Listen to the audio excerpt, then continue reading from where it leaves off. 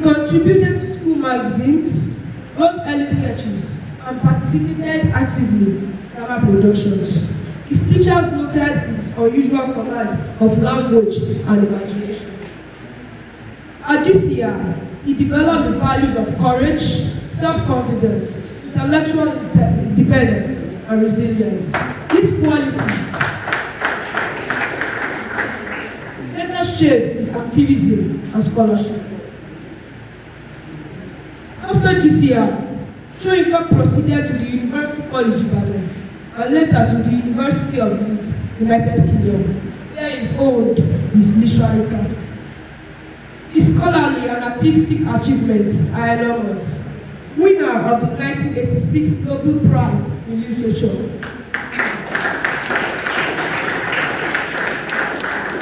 Becoming the first African laureate in that category. Author of over 30 novels, poetry collections, memoirs, and critical essays. Renowned works include Death and the King's Huntsman, The Man Died, On His Harvest, Arcane, The Years of Childhood, The Trials of Brother Jero and the Producers. Visiting professor at top global universities include Harvard, Yale, Oxford, Cambridge, Cornell, and Emory University.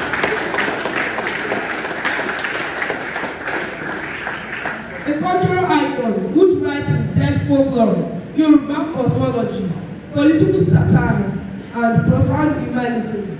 His academic voice remains one of the strongest in modern African literature. Beyond literature, Soyinka is a fearless defender of justice, democracy, and human rights. His political ideology is rooted in freedom of expression, resistance to oppression, advocacy for social reform. Calling for the first and repeated time. But I read for goats and cows, for palm oil as people ask.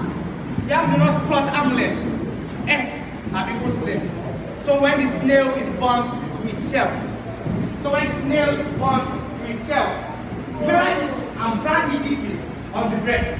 You must know him once and be called again. And the squirrel pit, crack the riddle of the palm. Remember this and brand it deeply on the foot. Learning has come. Where? Our people! Where? Our people! Where? Our people! Strong silence of the webs of spiders trapping flies in wine fronts. Abiku sucks up the oil.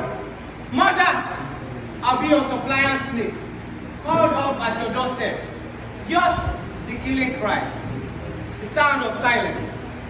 Abiku mourns in the silence of the webs.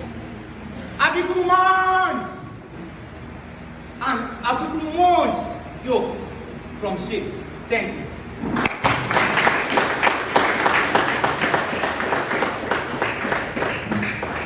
Again, we want to thank you for coming. And I will now hand over the microphone to Wole Soyinka.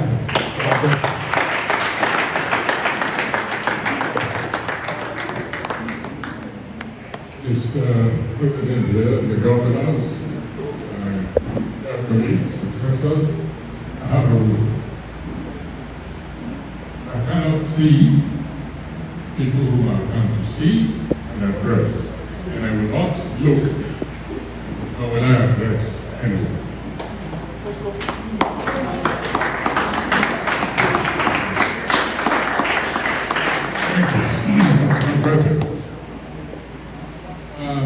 When I was invited to address you here today, I looked for a number of excuses to avoid an onerous task.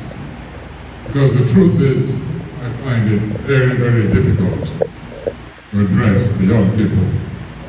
I never know exactly what they want to hear.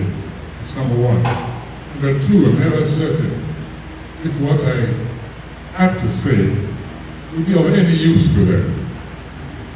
Because I was a rather problematic youth myself. And so I know that I grew up quite early, being very inquisitive. And by that I mean that for everybody else's one question, I had at least 40. And for my pains, I used to get eaten at home. And in school, I did nothing else but get into fights, simply because I had so many questions, even from my fellow students. I decided today, I've written, I think 3 autobiographies, Ake, Ibadan, and Ishara. And later on, adult life, a couple of years ago, a few years ago, I wrote, You Must Set Forth at Dawn. And I swore that would be my last self-exposure. The biographies very often are not totally accurate. They're self-censored.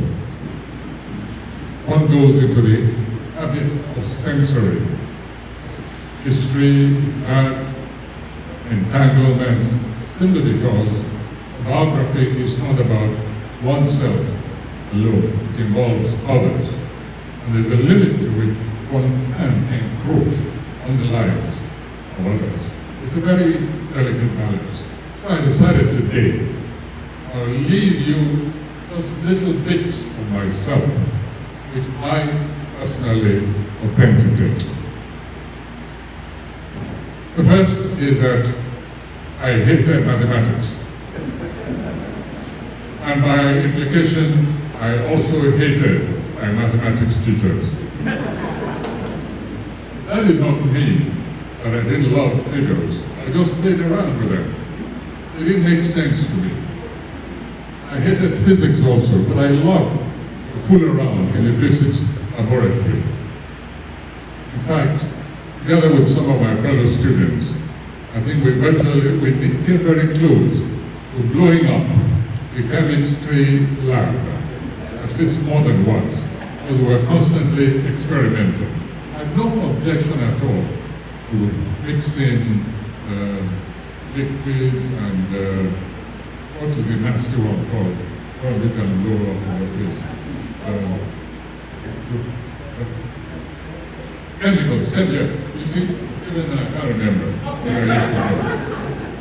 However, there is one bit of me I'd like to leave with you, and one which also demonstrates what I consider one's growing up responsibility to oneself. Let's begin from there. I confess, physics, chemistry, mathematics, algebra, trigonometry, even arithmetic, none of it did I like. By this time, I was taking off from school. I with your examination, school certificate examinations. The rules were fail in English, fail in all. Fail in mathematics, no matriculation. Well, I had no problem with English, that is my forte. But what was I going to do about mathematics? Swatted, ghosted, I don't know if you see use that word here. Ghosting means spend the time when everybody's asleep, step out and go under the solitary bulb in the bathroom and you swat. If you are caught or in trouble, you pay the penalty. So there were 3 papers in mathematics: arithmetic, geometry, and I think it was, have I mentioned algebra? No, algebra. 3 papers. When the moment of truth came, I didn't know what to do. In fact, I confess to you, I burst into tears because I wanted also to matriculate. Why should I now spend another year? Geography, I was okay there. History, I loved it. Literature, all no problem. But this nuisance subject was mathematics. I didn't know how to cope with it. The first paper, so I spotted, I ghosted. I memorized everything I possibly could.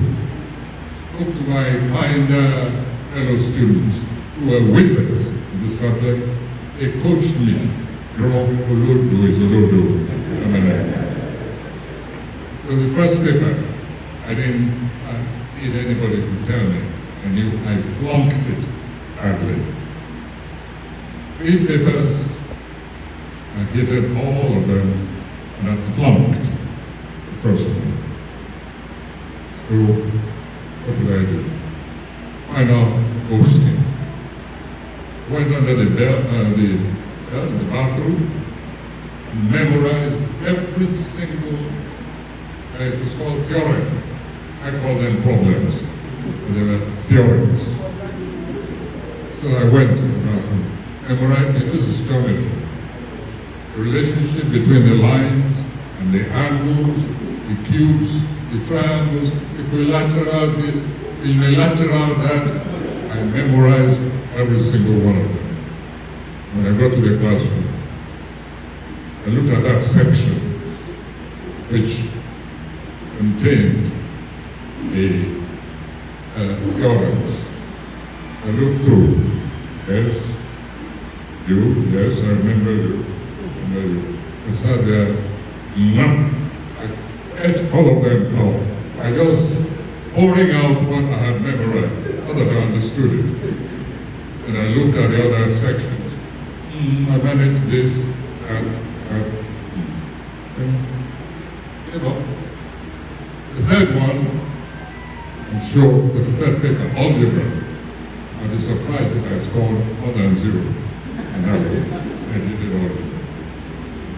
By the time I added the pass marks, I could tell when I passed one, but by the time I added all of them together, I was pretty confident that I got 50%, and I was right. Thank you. When the results came out, believe it or not, I got my C in mathematics. It was all I needed. But the real lesson from that is when I became a guest of the federal government during the civil wars, and I was in solitary confinement. I was denied books, writing material, everything, and that occupied my time somehow. I said, this subject which I hated in school, mathematics, how did I see I can recover some of the principles involved? I had all the time in the world. The teachers who I disliked were not around, to knock my head down. That's for myself. With mathematics, of course, you don't even need paper and pencils, write out a formula. You can just get a stick and write on the ground. So I began by writing every theorem I remembered, every equation I remembered, wrote them all on the ground, walls, under the bed, portion close to the ground. Most countries there, but you know you are in the principality of the true and singular Ibadan.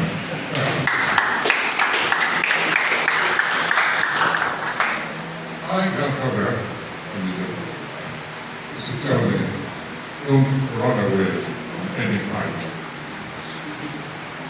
And I said that because it's related to an incident that took place here when I was one of them.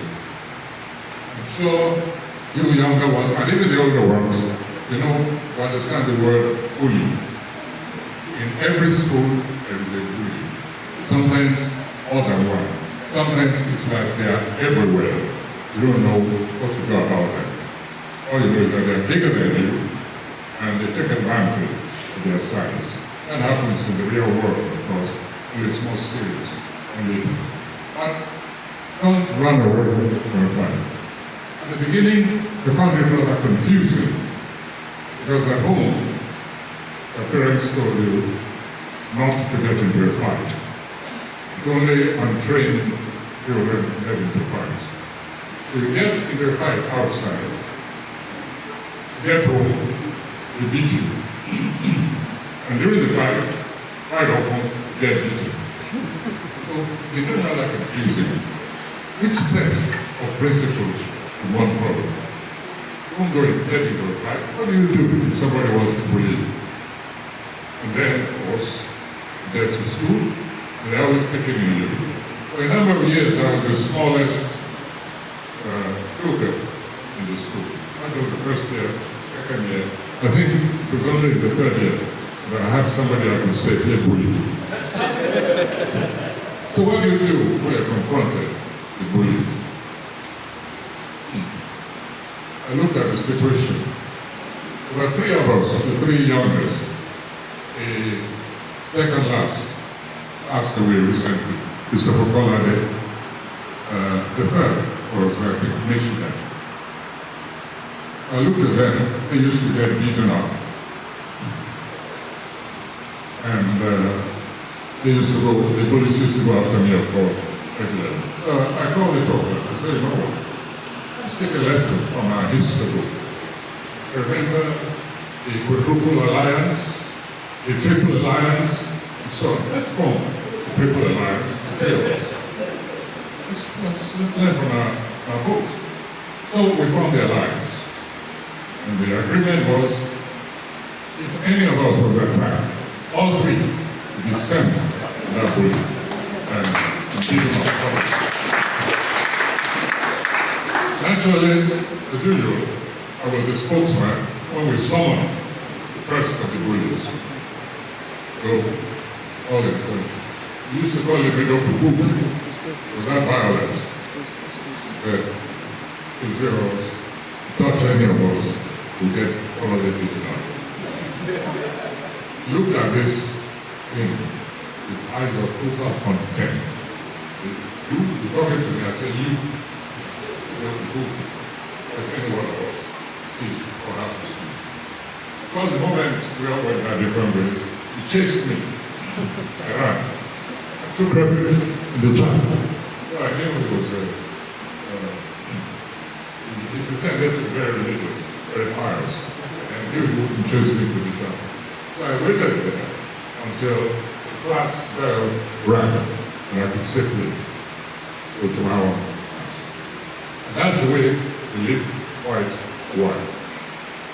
We were left not completely severely alone, but any attempt at the bullying, any feeling of violence against anyone was treated with caution. And believe me, we did good. Took on the worst of the worst before the time that we came to respect us, just leave us really alone. But the really technical event, which ironically, which I want to share with you, was not even about bullies. The person with whom I had this remarkable historic fight was not even one of the bullies. For some reason or the other, I just didn't like him. Anything he did, and it wasn't so at the beginning, something triggered it off. From that moment, even though it was bigger, I would pick on him. I would make some comments, which of course I didn't like. The fight took place eventually behind the dormitory, in Swanson House. When the senior boys saw this antagonist, they tried to get to the bottom of it, the root of it. And they couldn't, because when I said, "Well, don't lay my finger," well, I just made some comments about this fellow, this fellow. And so finally, we got out the boxing gloves.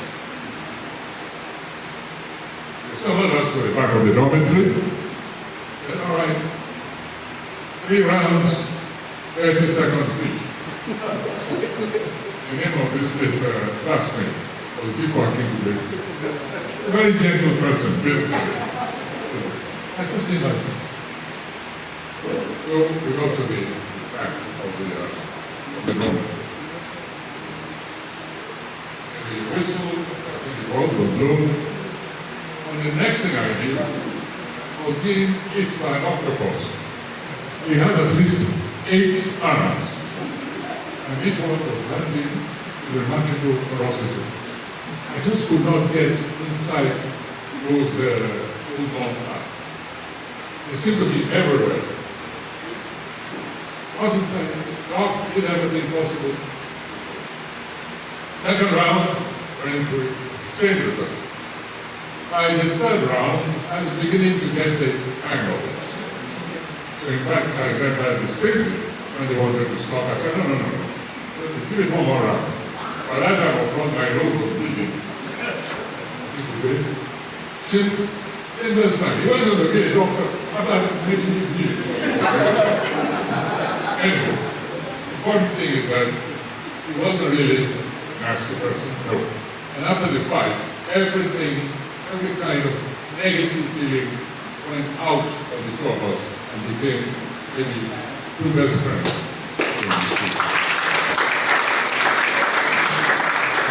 So you see, a fight is not eternal enmity. No. We're here to work things out of the system, both intellectual, psychological, and social, cultural. That's why we go to school, beyond the Sweden route. So I can really wish you luck. Remind you that very often you have to confront a dilemma. That means that the throw things on this side are grown-ups, intelligent, and loving people, and then you throw the opposite by yet another group, adult, mature, elegant. Ultimately, the choice is yours. That is what our personality, temperament that has been shaped through myriad experiences. You will not be able to rely uncritically, that's what I'm saying, uncritically, by the advice you receive, the examples you see. You ultimately must develop your own perspective of life, your own ethical principles. You must take a measure of yourself. What can you do? What can you achieve? Why do you want to achieve this or that? That is when you can say to yourself, a mature member of any community. Good luck, good learning, and don't stint also on opportunities for leisure. Thank you very much. Youth. The first mantra is Akro, which means don't lie. The second is Magariba, don't take a bribe. The third is Mashojo.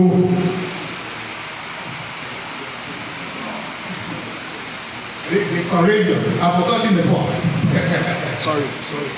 Well, those 3 to stay with you and all that. Now he has developed them further. Yeah? It has become a conscience of the nation. Thank you very much. Thank you very much. And this is Ogotima. Ogotima. Would that be better? Can you make out that? Was this brown? Yeah.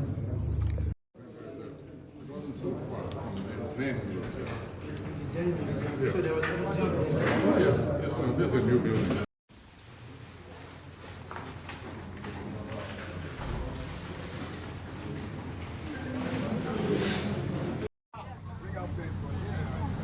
Oh, that's really nice. I see.